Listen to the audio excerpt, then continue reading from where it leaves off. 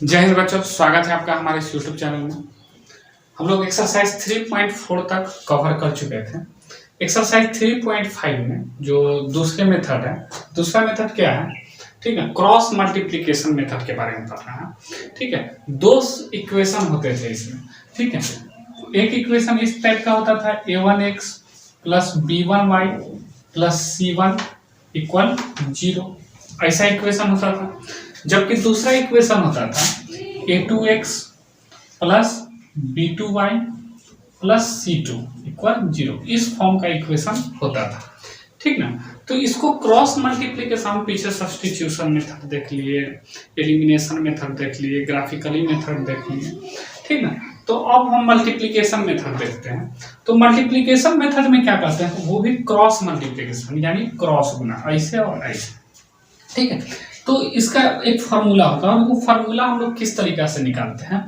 सबसे पहले अगर x की बात करें तो x ऊपर में लिख देंगे, x क्या रख देंगे, ऊपर में लिख देंगे, और मान लीजिए इस x वाले टर्म को ढक लेते हैं। ठीक ना, x वाले टर्म को क्या कर लेते हैं, ढक लेते हैं, और क्रॉस गुना करेंगे कोफिशिएंट वाला टर्म को। ठीक ना, किससे किससे गुना होगा, ऊपर से शुरू करेंगे। गुना कहाँ से शुरू करेंगे, ऊपर से। ठीक ना, ऊपर से नीचे की तरफ पहले। तो b1 को गुना करेंगे c2 से, कोफिशिएंट का करना है, b1 को c2 से, b1 का गुना करना है c2 से, और बीच में माइनस करना है और फिर इधर से गुना करना है, b2 को c1 से, b2 को c1 से, b2 को किससे गुना करना है, c1 से। समझ रहे, यहाँ ऊपर से शुरू करना है b1 को c2 से, और बीच में माइनस करना है b2 को c1 से, क्रॉस गुना करना है। फिर इक्वल का साइन लगा देंगे यहाँ पर, और फिर अब ऊपर में y लिखेंगे, तो y वाला टर्म को ढक देंगे। ठीक ना, y वाला टर्म को क्या कर देंगे, ढक देंगे। अब y वाला टर्म को ढक देते, देखिए ऊपर से गुना करना शुरू किया था, तो अब नीचे पहुंच गए हैं, तो अब नीचे से गुना करना शुरू करेंगे। ये सीरीज चलेगा, ऊपर से फिर नीचे से फिर ऊपर से, इस तरीके से। ठीक है, तो अब यहाँ पर कहाँ से गुना शुरू करेंगे, नीचे से, क्रॉस गुना, a2 को c1 से, तो क्या हो जाएगा a2 c1, कोफिशिएंट से करना है ना, a2 को c1 से, इसको ये तो ढक गया, y वाला टर्म y निकालना है, a2 को c1 से। ठीक है, फिर a1 को c2 से, बीच में माइनस लगा के a1 को c2 से, यही ना, फिर इक्वल का साइन। फिर कोफिशिएंट है तो कोफिशिएंट में तो x y है ना, तो ऊपर में क्या लिखेंगे, 1 लिखेंगे, ऊपर में क्या लिखे देखें, 1 लिखेंगे। ठीक है, और इस कोफिशिएंट वाले, इसको सॉरी कांस्टेंट वाले टर्म को ढक देते हैं। तो कांस्टेंट वाले टर्म को जब ढक देंगे आप, तो अब फिर से ऊपर से गुना शुरू होगा, ऊपर से सीरीज चलेगा कि नहीं, तो ऊपर से शुरू होगा, तो a1 को b2 से, a1 को b2 से, और बीच में माइनस करना है, a2 को b1 से, a2 को b1 से। ठीक है, तो यही मेन फार्मूला याद रखना है क्वेश्चन बनाने के लिए, क्वेश्चन बनाने के लिए यही मेन फार्मूला याद रखना। ठीक, अगर हम पहले क्वेश्चन से शुरुआत करें अगर क्वेश्चन को, ठीक ना, कि पहला क्वेश्चन क्या है। ठीक, तो पहला क्वेश्चन अगर हम देख ले तो क्या है, एक्सरसाइज 3.5 का पहला क्वेश्चन है, which of the following pair of linear equations has unique solution, no solution or infinitely many solution. In case there is unique solution, find its by using cross multiplication method. ठीक है, ठीक है, तो अगर आपको पहले तो चेक करना है, ठीक है, कि नो सॉल्यूशन है, मेनी सॉल्यूशन है या यूनिक सॉल्यूशन है। अगर इस तरीका का है, ठीक है, तो अगर यूनिक सॉल्यूशन आएगा तो क्वेश्चन को क्रॉस मल्टीप्लिकेशन से बनाना, नहीं तो नहीं बनाएंगे। ठीक है, तो पहले देख लेते हैं, तो पहले चेक कर लेंगे। तो चेक करने के लिए क्या करते हैं, उसका रेशियो निकालते हैं। ठीक है, तो पहले क्वेश्चन से शुरुआत करते हैं, पहला नंबर क्वेश्चन। ठीक है, क्वेश्चन 1 का 1 से शुरुआत करते हैं। तो 1 नंबर क्वेश्चन क्या है, x minus 3y minus 3 equal 0, x minus 3y minus 3 equal 0। फिर है 3x minus 9y minus 2 equal 0। यही है एक नंबर क्वेश्चन।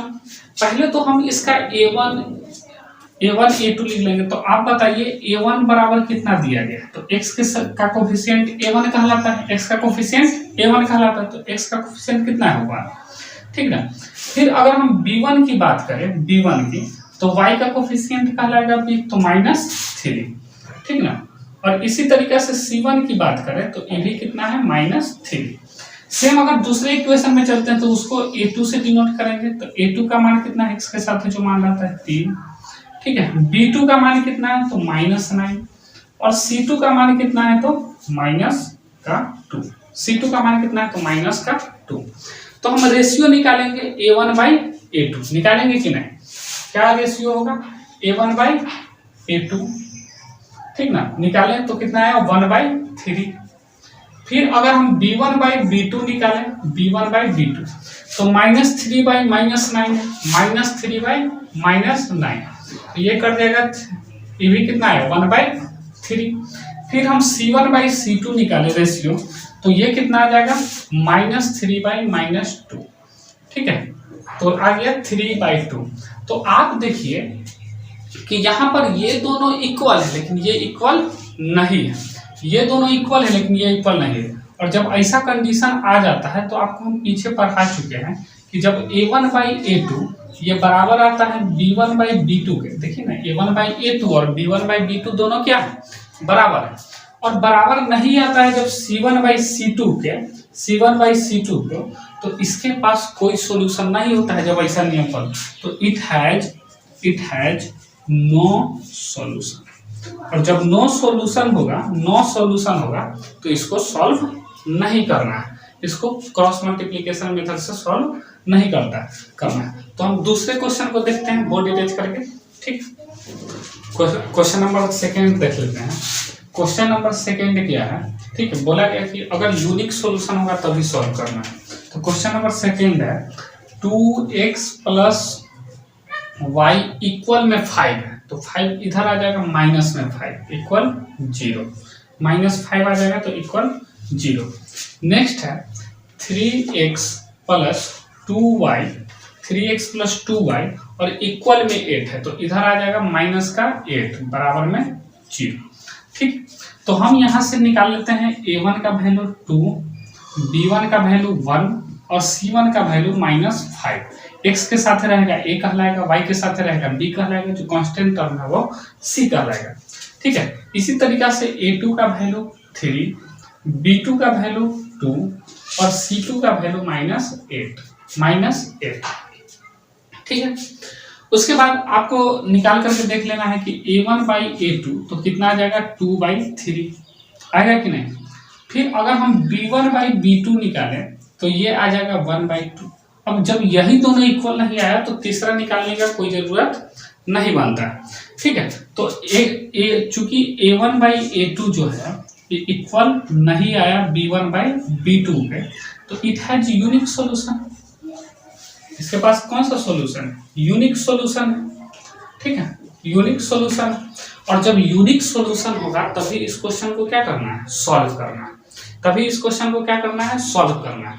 तो हम सॉल्व इधर कर लेते हैं, ठीक है। किस तरीके से सॉल्व करेंगे, सबसे पहले ऊपर में क्या लिखेंगे, x, बताए थे क्या लिखेंगे, x, और इस x वाले टर्म को क्या कर देंगे, ढक देंगे, x वाले टर्म यही ना है, ठीक है, इसको ढक देते हैं और इसको क्रॉस गुना करना शुरू करते हैं। 1 से कितना में गुना करेंगे, -8 में, 1 गुने -8, 1 गुने -8, ठीक है, 1 गुने -8, फिर 2 गुने -5, बीच में माइनस का साइन देते हैं, और 2 गुने -5, ठीक, बराबर। फिर y बराबर लिखते हैं, y बटा में, y बटा, तो इस y वाले टर्म को ढक देंगे, y कोफिशिएंट यही ना है y वाला टर्म, ये तो y वाला, फिर जब पहला बार ऊपर से गुना करना शुरू किया था, ठीक है, तो दूसरा बार नीचे से शुरू करेंगे, 3 गुने -5, 3 गुने -5, बीच में माइनस का साइन देना है, 2 गुने -8, 2 गुने -8, ठीक है। फिर 1 बटा लिखना है, यानी कांस्टेंट टर्म के बटा में, तो कांस्टेंट टर्म को ढक देंगे। अब कांस्टेंट टर्म को ढक देंगे, फिर ऊपर से गुना शुरू करेंगे, 2 गुने 2 -3 गुने 1, 2 गुने 2 और -3 गुने 1, ठीक है। जब इसको बनाएंगे तो आप ध्यान से देखिए, ये माइनस का 8 आ जाएगा और ये माइनस गुने माइनस कितना आ जाएगा, प्लस का 10 आ जाएगा, ठीक। सेम यहाँ पे y बटा, ये माइनस का 15 आ जाएगा और ये प्लस का 16 आ जाएगा, सेम वहां देखें तो y बाई ये 4 और -3 कितना आ जाएगा 1, 4 - 3 आ जाएगा। ठीक है, कोई दिक्कत नहीं। आगे अगर हम देखें तो ये x बाई कितना हो जाएगा 2 हो जाएगा, ये y बाई कितना हो जाएगा 16 में से 15 गया 1 हो जाएगा, और इधर कितना हो जाएगा 1/1, नीचे 1 लिखने से कोई फायदा नहीं। एक बार इसके बराबर में ये लिखेंगे कांस्टेंट टर्म के बराबर, ठीक है। दो जैसे एक बार x/2 बराबर कितना लिखेंगे 1, और एक बार इसके बराबर में ये कांस्टेंट वाला लिखेंगे y बराबर कितना 1, तो y का वैल्यू तो निकल गया, x का वैल्यू भी यहाँ से कितना आ जाएगा x बराबर 2। तो ये हुआ क्रॉस मल्टीप्लिकेशन मेथड से सॉल्व। ठीक है, किस तरीके से बनाते हैं क्रॉस मल्टीप्लिकेशन लोग देख सकते हैं। बाकी के जो 2 क्वेश्चन है आप लोग खुद बनाइए। चलते हैं हम लोग नेक्स्ट क्वेश्चन में, क्वेश्चन नंबर 2 में। ठीक है, नेक्स्ट क्वेश्चन देखिए, क्वेश्चन नंबर 2। क्वेश्चन नंबर 2 क्या है, क्वेश्चन नंबर 2 में 2 क्वेश्चन है, तो क्वेश्चन नंबर 2 का हम लोग 1 नंबर देख लेते हैं। 2 का 1 है, for which values of a and b will be the following pair of linear equations have an infinite number of solution। बोला गया a और b का किस मान के लिए कौन सा वैल्यू वहां पर होगा जिसके लिए इनफाइनाइट नंबर ऑफ सॉल्यूशन होगा। तो हम इक्वेशन लिख लेते हैं 2x + 3y, ठीक है, इक्वल में 7 है, तो 7 को इधर ले आएंगे तो -7 आएगा, इक्वल में 0। ठीक है, दूसरा है a - b x, हाँ a - b into x plus a + b into y और इक्वल में 3a + b - 2, 3a + b - 2 इधर लाएंगे तो सब माइनस में आ जाएगा। ठीक है, तो कौन सा वैल्यू के लिए इनफाइनाइट नंबर ऑफ सॉल्यूशन होगा। तो आप बताइए इनफाइनाइट नंबर ऑफ सॉल्यूशन के लिए क्या होगा फॉर्मूला, सारा का सारा इक्वल, यही ना होता है, a1/a2 equal b1/b2 equal c1/c2, यही तो इनफाइनाइट नंबर ऑफ सॉल्यूशन के लिए होता है। तो आप बताइए a1 का वैल्यू हम डायरेक्ट लिखते हैं, a1 का वैल्यू कितना है 2 और a2 का वैल्यू कितना है a - b। ठीक है, सेम चीज b1 का वैल्यू कितना है 3 और b2 का वैल्यू कितना है, b2 का वैल्यू a + b। ठीक है, y के साथ जो भी वैल्यू है सब b2 का है। c1 का वैल्यू कितना है -7 और c2 का वैल्यू कितना है, इस सारा का सारा उठ करके इधर माइनस में आ जाएगा, माइनस लगा देते हैं 3a + b-। ठीक है, समय माइनस लगा दिए, तो ये हो गया। यहाँ माइनस से माइनस क्या हो जाएगा, कट जाएगा। ठीक है, तो यहाँ से आप देखिए ये सब आपस में क्या है इक्वल है, तो आप एक तो ये और ये से इक्वेशन बना सकते हैं, इसको और इसको लेकर बना सकते हैं, और एक बना सकते हैं इसको ले लीजिए, चाहे इसको और इसको ले लीजिए। ठीक है, तो 2 इक्वेशन यहाँ पर आप बना सकते हैं। जैसे अगर मान लीजिए कि हम ये 2 ले, ये वाला दोनों, और एक इक्वेशन बनाए, तो यहाँ ये a + b/2 डिवाइड में इधर इससे मल्टीप्लाई हो जाएगा कि नहीं, और ये वाला इससे मल्टीप्लाई हो जाएगा। तो इसको जब इससे मल्टीप्लाई करेंगे तो कितना आएगा 3a - 3b, और जब ये इससे मल्टीप्लाई होगा तो 2a + 2b, सभी को जब इधर ले आएंगे तो 3a, ठीक ना, और ये माइनस का 2a आएगा, -2a। ठीक है, ये माइनस का 3b है और ये +2b है, इधर आएगा तो माइनस का 2b, बराबर में क्या बच जाएगा 0। ठीक है, तो यहां से आ गया a - का 5b equal 0, a - 5b equal 0, कोई दिक्कत, ये आ गया। ठीक ना, तो ये इक्वेशन यहाँ से भी इसको हम मान इक्वेशन फर्स्ट मान लेते हैं, चाहे ये फर्स्ट है ये सेकेंड है तो इसको थर्ड मान लीजिए, कोई दिक्कत समस्या नहीं है। दूसरा अगर इक्वेशन की हम बात करें तो आप इसको ले सकते हैं, चाहे इसको जैसे दूसरा इक्वेशन में हम इसको ले लेते हैं। तो जब इसको और इसको लेंगे तो आप बताइए, ये तो इधर क्रॉस गुना होगा, कितना आ जाएगा 7a + 7b, और ये इधर गुना होगा, कितना आ जाएगा 3 × 9a + 3b - 6, यही होगा कि नहीं। अब बताइए ये 9a को कहाँ ले आएंगे, इधर ले आएंगे कि नहीं, तो 7a - का 9 आएगा तो -2a आ जाएगा, 7b है और 3b इधर ले आएंगे तो माइनस प्लस पे कितना आ जाएगा 4b, साथ में 3 जाएगा, और माइनस 6 इधर ले आएंगे तो प्लस का 6 बराबर में क्या आ जाएगा 0 आ गया, बराबर में क्या आ गया 0। इसको और आसान अगर करना हो इक्वेशन को, तो हमको दिख रहा है कि 2 क्या है सब में कॉमन है, तो 2 अगर हम कॉमन ले लें तो ये a बन जाएगा, और माइनस भी कॉमन ले लेते हैं तो ये प्लस बन जाएगा, ठीक है, और ये माइनस का कितना बन जाएगा 2b बन जाएगा, और ये माइनस का 3 बन जाएगा, इक्वल में 0, ठीक है, इक्वल में 0। यही कोई दिक्कत नहीं होना चाहिए, ठीक है। तो ये दो इक्वेशन एक फिर से बन गया, और अगर हम इस दोनों इक्वेशन को आप कोई सा भी मेथड से सॉल्व कर सकते हैं। यहाँ से a का वैल्यू निकाल लीजिए 5b, a बराबर 5b, तो हम इसको सब्स्टिट्यूशन मेथड से सॉल्व कर लीजिए, लेकिन इसमें क्वेश्चन इस एक्सरसाइज में क्रॉस मल्टीप्लिकेशन मेथड से सॉल्व करना है। तो आगे ये वाला इक्वेशन और ये वाला इक्वेशन को क्रॉस मल्टीप्लिकेशन से आप लोग सॉल्व कर लेंगे, कोई ज़्यादा समस्या नहीं है, ठीक है। चलते हैं 2 के 2 नंबर क्वेश्चन में बॉडी टच करके, ठीक। क्वेश्चन नंबर 2 के 2 में आते हैं, 2 के 2। For which value of k will the following pair of linear equations have no solution। बोला है कि किस मान के लिए नो सॉल्यूशन होगा, k के किस वैल्यू के लिए। तो 2 के 2 नंबर अगर हम क्वेश्चन देखें तो 2 के 2 नंबर क्वेश्चन क्या बोला गया 2x plus 3x plus y है, ठीक है, 3x plus y equal 1, 3x plus y equal 1, और दूसरा इक्वेशन है 2k minus 1 into x, 2k minus 1 into x plus k minus 1 into y, k minus 1 into y equal 2k plus 1,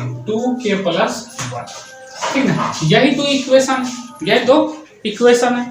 अगर ये दो equation है, बोला गया किसके लिए नो सॉल्यूशन होगा, क्वेश्चन क्या नो सॉल्यूशन होगा, इस वैल्यू के लिए के हैव नो सॉल्यूशन, किसके लिए नो सॉल्यूशन होगा। तो नो सॉल्यूशन के लिए फॉर्मूला क्या होता है, ठीक है, जो हम बताए थे रेशियो बना है a1/a2 इक्वल b1/b2, और इक्वल नहीं होना चाहिए c1/c2, यही था, इक्वल नहीं होना चाहिए c1/c2 के। आप बताइए a1 का वैल्यू कितना है, a1 का 3 है, और a2 का वैल्यू कितना है 2k माइनस 1, 2k माइनस 1, ठीक है। इसी तरीका से b1 का वैल्यू कितना है 1 है, और b2 का वैल्यू कितना है k माइनस 1, ठीक है, ये इक्वल नहीं होगा। c1 का वैल्यू कितना है, इधर आएगा तो माइनस 1 होगा c1 का वैल्यू, और c2 का वैल्यू ये भी माइनस में होगा कि नहीं 2k प्लस 1, तो ये माइनस से माइनस कट जाएगा, ठीक है। तो यहाँ से हम k का वैल्यू निकाल सकते हैं, या तो ये दो इक्वेशन ले लीजिए, इधर से ये दो इक्वेशन ले लीजिए, तो k का वैल्यू निकल जाएगा, ठीक है। तो यहाँ से ये दो इक्वेशन हम लेते हैं, ये वाला दोनों वैल्यू, ठीक है। तो ये इधर गुना होगा और ये इधर गुना, इसको जब इधर से मल्टीप्लाई करेंगे तो 3k माइनस 3, इधर 1 से मल्टीप्लाई होगा तो 2k माइनस 1, ठीक है, 2k माइनस 1। यहाँ कितना आ जाएगा 2k को जब इधर लाएंगे तो 3k में से 2k इधर माइनस होगा, तो कितना आ जाएगा k माइनस 3 है इधर, उधर में जाएगा तो प्लस 3 होगा, तो -1 में प्लस 3 करेंगे तो कितना आ जाएगा 2 आ जाएगा। तो k का वैल्यू कितना आ जाएगा 2, यानी k का वैल्यू यहाँ पे कितना होना चाहिए 2 होना चाहिए, ठीक ना। उसके लिए क्या आ जाएगा नो सॉल्यूशन आ जाएगा।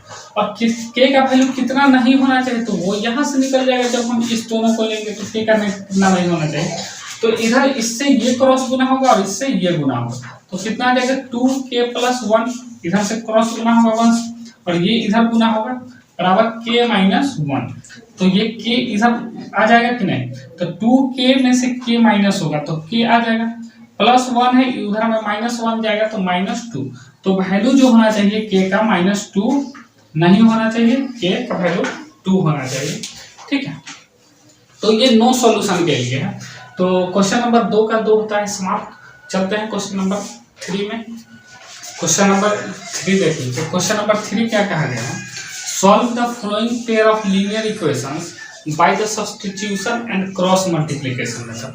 दो इक्वेशन दिए गए हैं और बोला गया सब्स्टिट्यूशन मेथड से भी बनाना, क्रॉस मल्टीप्लिकेशन मेथड से भी बनाना, और आप लोग दोनों मेथड सीख चुके हैं, तो क्वेश्चन नंबर 3 बन जाएगा, ठीक है। चलते हैं क्वेश्चन नंबर 4 में। क्वेश्चन नंबर 4 क्या है, क्वेश्चन नंबर 4 का 1 नंबर क्वेश्चन देख लेते हैं, ठीक है, 1 प्रॉब्लम है। क्वेश्चन नंबर 4 का 1 है, For a form the pair of linear equations in the following problems and find their solution if they exist by any object। बोला गया कि कोई भी मेथड से आपको बना लेना है, ठीक है। तो आप सारा का सारा मेथड पढ़ चुके हैं, आपको जो मर्जी करे वो मेथड से बना, अगर एग्जिस्ट कर रहा है, ठीक है। एग्जिस्ट करने का मतलब a1/a2 b1/b2 ये निकाल करके देख लेना है, ठीक है। तो अगर बनने वाला होगा जिसका यूनिक सोल्यूशन होगा उसी को बनाना है। पहला क्वेश्चन है, a part of monthly hostel charges is fixed. बोला गया है हॉस्टल का जो चार्ज है पार्ट का वो फिक्स है, ठीक ना। And the remaining depends on the number of days one has taken food in the mess.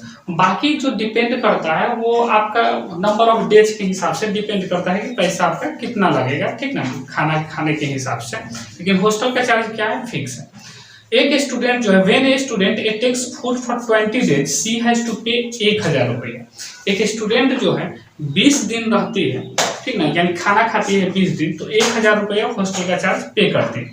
जबकि एक स्टूडेंट बी है, वो टेक्स फूड फॉर 26 डेज, वो 26 दिन तक फूड कंज्यूम करती है और 1180 रुपया हॉस्टल का चार्ज बनता है, ठीक ना। तो find the fix charge and the cost of food per day, ठीक है। तो फिक्स चार्ज कितना है और पर डे का भोजन का कितना चार्ज है, तो जो नहीं पता रहता है उसी को मान लेते हैं। लेट द फिक्स चार्ज जो हॉस्टल का है, फिक्स चार्ज ऑफ हॉस्टल कितना मान लिए 100 रुपया हो गया। फिक्स चार्ज हॉस्टल का कितना है, 100 रुपया है, ठीक है।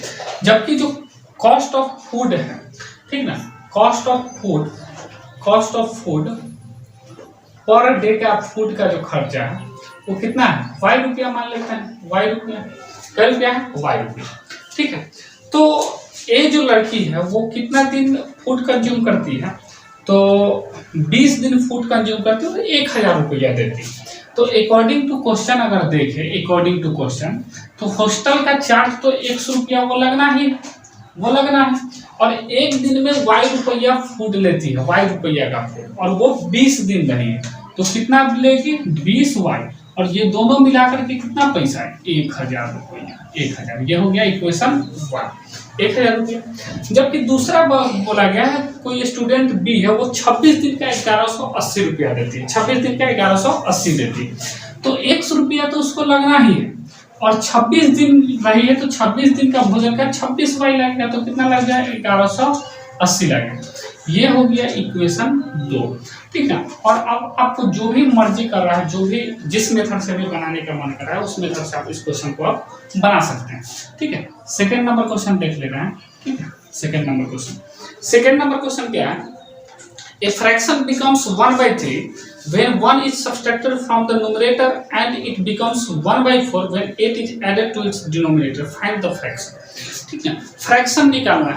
फ्रैक्शन जब भी निकालने के लिए कहेगा न्यूमरेटर और डिनोमिनेटर मानेंगे, तो लेट द न्यूमरेटर कितना मान लेंगे x, और इसी तरीका से डिनोमिनेटर कितना मान लेंगे y।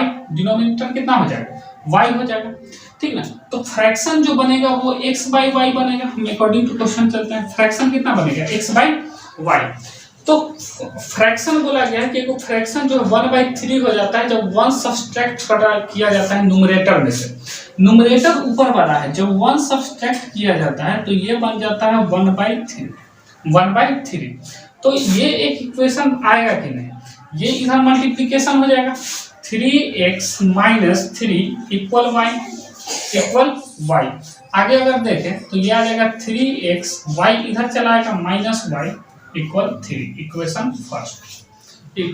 फर्स्ट, ठीक है। जबकि अगर हम दूसरे इक्वेशन की बात करें, दूसरा इक्वेशन, तो दूसरा क्या बोला गया, and it becomes 1/4 when 8 is added to its denominator. जब 8 डिनोमिनेटर में ऐड किया जाता है, देखिए फ्रैक्शन है x/y, 8 जो है डिनोमिनेटर में ऐड किया जाता है तो ये बन जाता है 1/4। कितना बन जाता है 1/4, 8 को डिनोमिनेटर में ऐड किया जाता है। तो यहां से भी ये इक्वेशन बन जाएगा 4x बराबर में y + 8। तो ये कितना आ गया 4x - y = 8, इक्वेशन 2, ठीक है।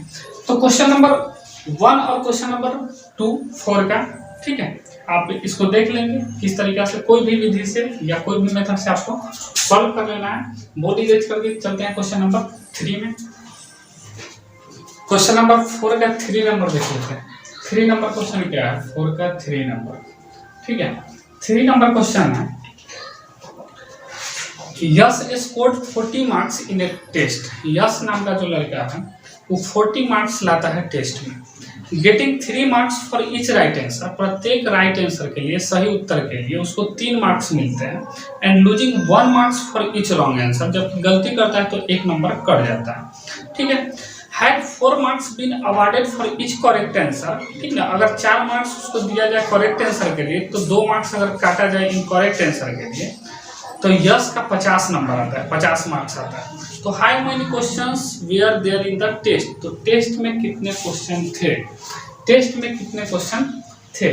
टेस्ट में जो भी क्वेश्चन रहे होंगे, कुछ क्वेश्चन उससे गलत हुए होंगे और कुछ क्वेश्चन सही हुए होंगे, ठीक है। मान लीजिए कि 50 अगर क्वेश्चन रहे होंगे, तो मान लीजिए थोड़ा देर के लिए 30 क्वेश्चन गलती हुए होंगे, तो 20 सही हुए होंगे, यही ना हुआ होगा, यानी दोनों मिलाकर के टोटल क्वेश्चन होगा, ठीक ना, ठीक ना। तो let the number of correct question जो उससे हुए होंगे, उसका नंबर जो हम मान लेते हैं x को मान लेते हैं, तो उससे क्या क्वेश्चन करेक्ट हुए होंगे x को, और इनकरेक्ट क्या हुए होंगे, यानी रॉन्ग कितना हुए होंगे, अगर ठीक ना, रॉन्ग उससे कितना हुए होंगे, रॉन्ग क्वेश्चनों की संख्या मान लेते हैं, y को मान लेते हैं कि y नंबर ऑफ क्वेश्चन उससे गलत हुए होंगे, ठीक ना। तो अब बताइए, बोला गया है कि यश जो है वो 40 मार्क्स लाता है, जब 3 मार्क्स उसको सही के लिए मिला जाता है, 3 मार्क्स सही के लिए मिलता है। और सही करता क्या वो है, अकॉर्डिंग टू क्वेश्चन में आता है, सही क्या को करता है, तो 3 x को सही करता है, तो 3 से मल्टीप्लाई कर देंगे तो इतना मार्क्स उसको मिल जाएगा, ठीक ना, 3x। जबकि गलत कितना करता है हुआ, तो y नंबर ऑफ क्वेश्चन गलती करता है, ठीक है, y नंबर ऑफ क्वेश्चन गलती करता है, और प्रत्येक गलत के लिए 1 मार्क्स काटे जाते हैं, तो y मार्क्स काट लिए जाएंगे उसको, ठीक ना। टोटल मिलाकर के इसको कितना मार्क्स मिलते हैं, तो 40 मार्क्स मिलते हैं। कितना मार्क्स मिलते हैं? 40 मार्क्स मिलते हैं। इक्वेशन 1 बन गया कि नहीं? सेम इक्वेशन 2 की तरफ अगर हम चले, तो बोला गया 4 मार्क्स दिया जाता है करेक्ट के लिए, 4 मार्क्स दिया जाता है करेक्ट के लिए, तो 4x हो जाएगा, ठीक है, काट लिया जाता है यानी घट जाएगा, ठीक ना। 2 मार्क्स काट लिया जाता है तो 2y हो जाएगा, 2y हो जाएगा, 2 मार्क्स काट लिया जाता है तो 2y, और इसको मिला करके कितना मिलता है, 50 मार्क्स मिलता है। कितना मार्क्स मिलता है? 50 मार्क्स मिलता है, 50 मार्क्स मिलता है। हम यहाँ से इसमें से कॉमन ले लेंगे आसानी करने के लिए, 2x बन जाएगा, ये y बन जाएगा, और ये 25 बन जाएगा। तो ये हो गया इक्वेशन 2, ठीक है। इस इक्वेशन 1 और इक्वेशन 2 को कोई सा भी मेथड से आप सॉल्व कर सकते हैं। चलते हैं क्वेश्चन नंबर 4 में। तो क्वेश्चन नंबर 4 के 4 में आते हैं, 3 तक हो चुका। तो 4 का 4 नंबर क्वेश्चन क्या है, places A and B are 100 kilometre apart on a highway. बोला गया कि 2 प्लेस है, जैसे एक प्लेस A है और एक प्लेस B है, और ये दोनों प्लेस के बीच का जो दूरी है, अंतर है, ये 100 किलोमीटर का दूरी पर है। कितना दूरी पर है? 100 किलोमीटर के दूरी पर है, ये बोला गया है। आगे है, 1 car starts from A and another from B at the same time. बोला गया है एक कार A से स्टार्ट होता है और एक कार B से स्टार्ट होता है, सेम टाइम में स्टार्ट होता है, ठीक ना। जैसे ये 10 बजे स्टार्ट हुआ होगा तो ये भी 10 बजे स्टार्ट हुआ होगा, सेम टाइम में क्या होता है दोस्त, स्टार्ट होता है। उसके बाद if the cars travels in the same direction at different speed. बोला गया है कि अगर इस सेम डायरेक्शन में, जैसे B भी उधर की तरफ चले और A भी उधर की तरफ चले, तो सेम डायरेक्शन हुआ, लेकिन स्पीड क्या होना चाहिए, डिफरेंट होना चाहिए, सेम स्पीड से नहीं होना चाहिए, ठीक है। तो 5 घंटा बाद ये मिल जाएगा। जैसे मान लो कि B भी उधर चलेगा, A भी उधर चलेगा, तो A का वास्तविक स्पीड ज़्यादा होगा तभी मिल जाएगा B से, ठीक ना। तो ये दोनों आगे जा कर के 5 घंटा में मिल जाएंगे, ठीक ना। फिर आगे है, if they travel towards each other they meet in 1 hour, what are the speed of the 2 car. बोला गया है कि अगर ये दोनों कुछ अपोजिट स्पीड में चलते हैं, यानी A इधर की तरफ चलता है और B इधर की तरफ चलता है, तब 1 घंटा में ये दोनों मिल जाते हैं। तो ये दोनों कार का स्पीड क्या है, यही क्वेश्चन में पूछा गया है कि दोनों कार का स्पीड क्या है। तो हम लोग देख लेते हैं क्या है।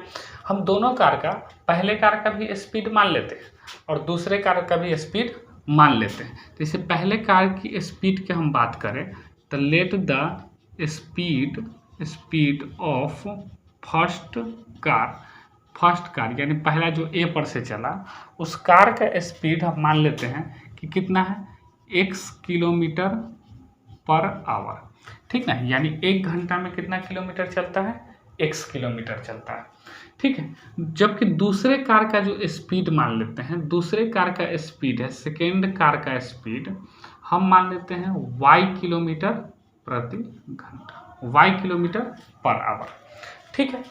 तो ये दोनों कार का स्पीड हो गया। बताइए स्पीड जो होगा जब हम लोग सेम डायरेक्शन में चलेंगे, ये भी इधर चलेगा, ये भी इधर चलेगा, तो स्पीड कम हो जाएगा। रिलेटिव स्पीड क्या हो जाता है, कम हो जाता है। रिलेटिव स्पीड क्या हो जाएगा, कम हो जाएगा। जब दोनों सेम डायरेक्शन में चलेंगे तो रिलेटिव स्पीड क्या कहलाएगा, कम कहलाएगा, या रिस्पेक्टिव स्पीड बोलिए, ठीक ना, वो क्या हो जाएगा, कम हो जाएगा। तो रेस्पेक्टिव स्पीड जो होगा बोथ कार का होगा, अगर सेम डायरेक्शन में चलते हैं तो क्या हो जाएगा, कम हो जाएगा, ठीक है। रेस्पेक्टिव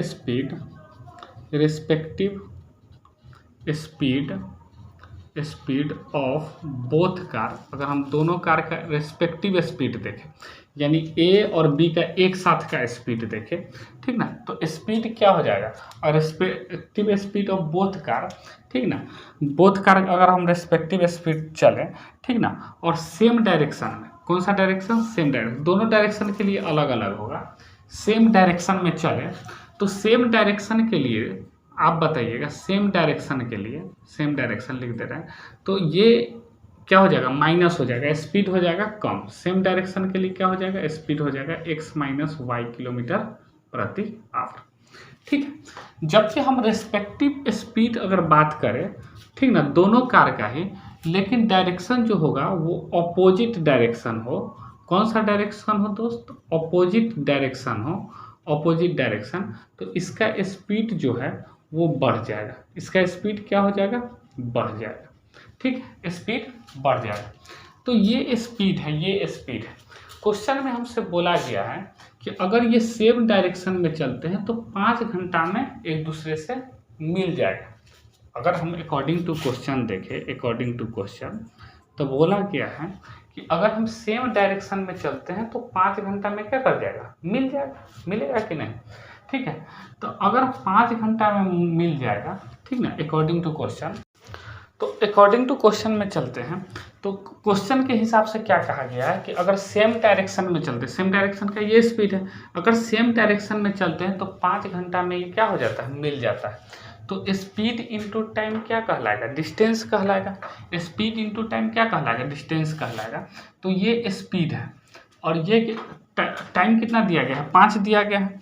अगर मान लीजिए कि 5 टाइम दिया गया है तो टाइम इनटू स्पीड कितना है, x minus y, x minus y, speed तो यही ना है, ठीक है। टाइम कितना है, x माइनस वाई, समझ में आ रहा है।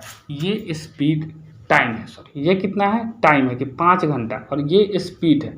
तो स्पीड इनटू टाइम क्या होता है, डिस्टेंस। तो इक्वल में क्या लिख देंगे, डिस्टेंस। डिस्टेंस कितना था, 100 किलोमीटर। डिस्टेंस कितना था, 100 किलोमीटर। तो ये 5 से 100 बार में 100 कट जाएगा कि नहीं, 20 बार में।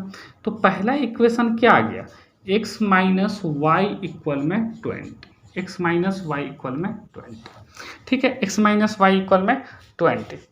दूसरा इक्वेशन की बात करते हैं, नेक्स्ट इक्वेशन अगर हम ध्यान से देखें तो नेक्स्ट इक्वेशन बोला गया है कि एक मिनट, कि अगर हम इधर अपोजिट डायरेक्शन में चलते हैं तो 1 घंटा में ये दोनों मिल जाता है, ठीक ना। तो अपोजिट डायरेक्शन के लिए बताइए, 1 घंटा में मिल जाता है, ठीक ना। तो 1 घंटा में मिल जाता है तो टाइम 1 घंटा, टाइम 1 घंटा, तो टाइम और इनटू स्पीड। स्पीड कितना है अपोजिट डायरेक्शन के लिए, तो x प्लस वाई, स्पीड कितना है, x प्लस वाई। तो टाइम और स्पीड जब मल्टीप्लाई होगा तो क्या आएगा, डिस्टेंस, और डिस्टेंस है कितना, तो 100। डिस्टेंस कितना है, 100। तो 1 से कोई भी चीज़ में मल्टीप्लाई होगा तो 10 के 10 रहेगा। तो x प्लस वाई इक्वल क्या आ गया, 100। x प्लस वाई इक्वल कितना आ गया, 100। ये आ गया इक्वेशन 2। तो ये इक्वेशन 1 है और ये इक्वेशन 2 है। आसानी से आप सॉल्व कर सकते हैं इक्वेशन 1 और इक्वेशन 2 को। अगर हम सॉल्व कर लेंगे तो x और y का वैल्यू निकल जाएगा। x का वैल्यू निकलेगा वो फर्स्ट कार का स्पीड होगा और y का वैल्यू निकलेगा वो सेकेंड कार का स्पीड होगा। ठीक है, तो इसको आप लोग सॉल्व कर लीजिए, जो भी मेथड से सॉल्व करना है। हम लोग चलते हैं 4 का 5 नंबर क्वेश्चन में, जो कि लास्ट क्वेश्चन है इस एक्सरसाइज का। ठीक है, क्वेश्चन नंबर 5 नंबर क्वेश्चन में देख लेते हैं 5 नंबर क्वेश्चन क्या है। ठीक है, 5 तो 5 नंबर क्वेश्चन है, the area of a rectangle gets reduced by 9 square units. ठीक ना, रेक्टेंगल का एरिया 9 स्क्वायर यूनिट कमाया जाता है, कम हो जाता है। If its length is reduced by 5 units and breadth is decreased by 3 units. अगर हम उसके लेंथ को 5 यूनिट कम करते हैं और ब्रेथ को 3 यूनिट बढ़ा देते हैं। ठीक है, if we increase the length by 3 units and the breadth by 2 units. ठीक ना, अगर हम उसके लेंथ को इंक्रीज करते हैं 3 यूनिट्स और ब्रेथ को करते हैं 2 यूनिट्स, तो एरिया जो है इंक्रीज कर जाता है 67 यूनिट। तो find the dimension of the rectangle. ठीक है, तो रेक्टेंगल में लेंथ होता है और ब्रेथ होता है। ठीक है, ये हो गया रेक्टेंगल, इसमें एक लेंथ होता है और एक ब्रेथ होता है। तो लेंथ को अगर हम x मान लिए और y मान लिए, इसको x यूनिट मान लिए और इसको y यूनिट मान लिए। ठीक है ना, ठीक ना, यानी let the length of rectangle be x unit. ठीक ना, और ब्रेथ जो है ब्रेथ जो है हम क्या मान लिए, y यूनिट। ब्रेथ को क्या मान लिए, y यूनिट। तो आप बताइए कि एरिया जो है, एरिया कितना हो जाएगा, तो लेंथ इंटू ब्रेथ, तो एरिया हो जाएगा xy। एरिया कितना हो जाएगा, xy। ठीक है, xy स्क्वायर यूनिट। तो अब क्वेश्चन के हिसाब से अगर आते हैं, अकॉर्डिंग टू क्वेश्चन में अगर हम चलें, अकॉर्डिंग टू क्वेश्चन, तो क्वेश्चन क्या कहा गया है आप ध्यान से समझिए कि एरिया रेक्टेंगल 9 स्क्वायर यूनिट कम हो जाता है। कब कम हो जाता है, जब इसके लेंथ को रिड्यूस करते हैं 5 यूनिट। तो लेंथ को हम रिड्यूस कर लेते हैं 5 यूनिट, x है, लेंथ कितना है, x है, इसको हमको 5 यूनिट क्या कर देना है, रिड्यूस कर देना है। तो ये लेंथ हो गया, नया लेंथ। फिर आगे बोला गया है ब्रेथ को इंक्रीज करना है 3 यूनिट। तो ब्रेथ को हम लोग इंक्रीज कर देते हैं 3 यूनिट। ब्रेथ मेरा y है और इसको हम 3 यूनिट क्या कर दिए, इंक्रीज कर दिए, यानी y+3। ठीक है, y+3। अब ये लेंथ हो गया, ये ब्रेथ हो गया, तो लेंथ इंटू ब्रेथ। अब तो एरिया या तो कम हो जाएगा नहीं तो बढ़ेगा, यही ना होगा। तो बोला गया कि एरिया जो है रिड्यूस कर जाता है, ठीक ना, कितना, 9 स्क्वायर यूनिट से। यानी अब एरिया जो है वो xy नहीं है, अब एरिया पहले तो xy था ना एरिया, लेकिन ई एरिया जो है ए से ई 9 यूनिट ये वाला कम है, ये वाला एरिया जो है 9 यूनिट अब क्या हो गया है, कम गया। तो बताइए ये कम है तो बराबर के चिन्ह लगा सकते हैं, नहीं ना, इसलिए इसमें 9 जोड़ना पड़ेगा। ठीक है, तो अब दोनों क्या हो जाएगा, बराबर। ये 9 यूनिट कम है इसलिए इसमें इसको जोड़ दिए हैं। ठीक है, 9 यूनिट कौन कम है, ये जो कम है उसी में ना जुड़ाएगा। ये जो है अब जो एरिया है वो 9 यूनिट पहले वाले एरिया से कम जाता है, तो या तो 9 यूनिट इसमें जोड़ लीजिए, ये 9 यूनिट ज़्यादा है तो या तो इसमें 9 यूनिट कमा लीजिए। ठीक है, कोई दिक्कत।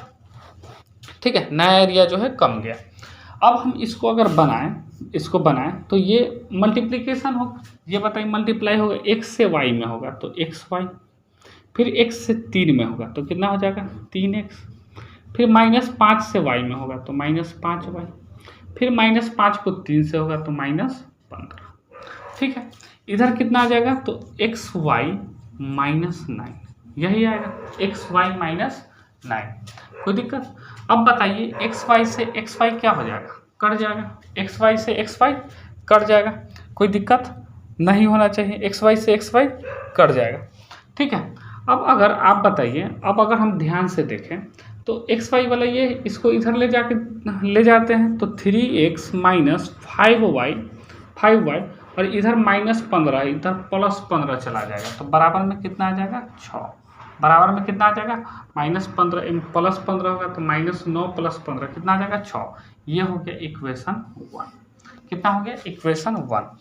अब इक्वेशन 2 के हिसाब से पढ़ते हैं तो बोला गया if we increase the length by 3 units. अगर हम इंक्रीज करते हैं लेंथ को 3 यूनिट, ठीक ना। अब बताइए हम दूसरा इक्वेशन में आते हैं, इधर बना ले रहे हैं।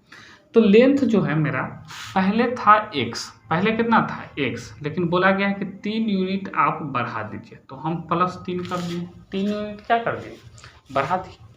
फिर आगे बोला गया है 3 यूनिट बढ़ा दीजिए और ब्रेथ को भी 2 यूनिट बढ़ा दीजिए। तो ब्रेथ मेरा था पहले y, ब्रेथ कितना था y, अब हम इसको 2 यूनिट क्या कर दिए, बढ़ा दिए। बोला गया है जैसे वैसे काम कर दिए कि 2 यूनिट बढ़ा दीजिए।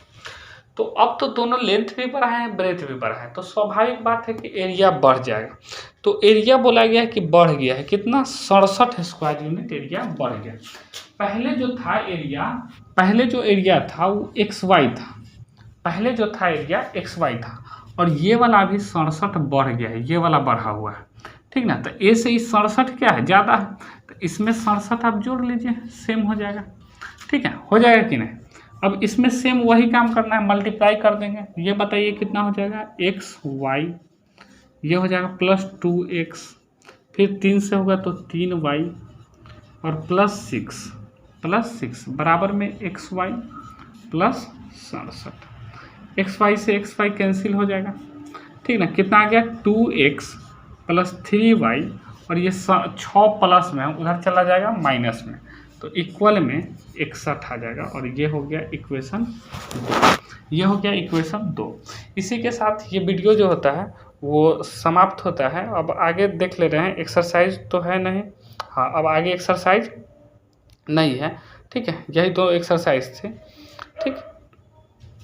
तो अगर 3.5 और एक 3.6 एक्सरसाइज है, तो उसको हम लोग नेक्स्ट वीडियो में देखेंगे, ठीक है। अगर वीडियो पसंद आ रही होगी तो आप वीडियो को लाइक कर लें और हमारे चैनल को सब्सक्राइब कर लें, ज़्यादा से ज़्यादा वीडियो को शेयर करें, ठीक है, अपने दोस्तों में जो भी आपको 10th के सर्किल में होंगे उनको ज़्यादा से ज़्यादा इस वीडियो को शेयर करें ताकि उनको भी लाभ मिल सके, ठीक है। बाकी हम लोग मिलते हैं नेक्स्ट क्लास में। जय हिंद।